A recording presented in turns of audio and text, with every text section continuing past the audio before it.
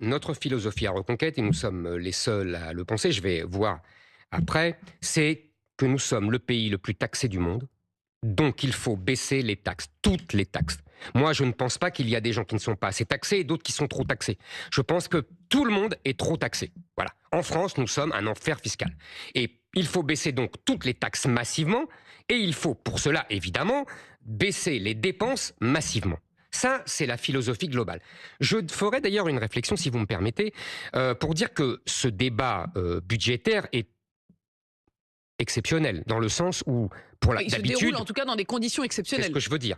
D'habitude, vous savez comment ça se passe sous la Ve République, Bercy prévoit le budget, et puis la majorité vote au canon, parce que le gouvernement leur met, si besoin est, le 49.3 dans les reins. Bon. Là, on est en Là, gros dans l'inverse. voilà. Alors, il y a un inconvénient évident, c'est que c'est la foire aux taxes, justement, on va en parler. Mais il y a un intérêt que je vois.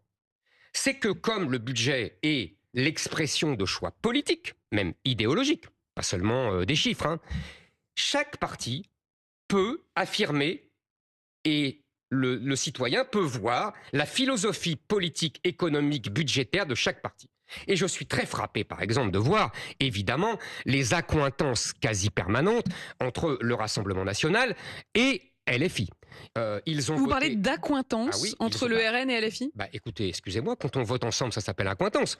Je ne dis pas qu'ils sont alliés, je dis qu'ils votent de la même À façon. quoi faites-vous Ah bah, référence? Il y a eu la question peut-être de un, l'amendement sur l'impôt universel. exactement. Qu'est-ce que c'est l'impôt universel? C'est pour pouvoir attraper, entre guillemets, les Français qui sont, selon le discours du RN et de LFI, dans des paradis fiscaux. Mais c'est pas vrai. Ils sont pas dans des paradis fiscaux. Ils sont au Portugal ou en Italie. C'est pas des paradis fiscaux.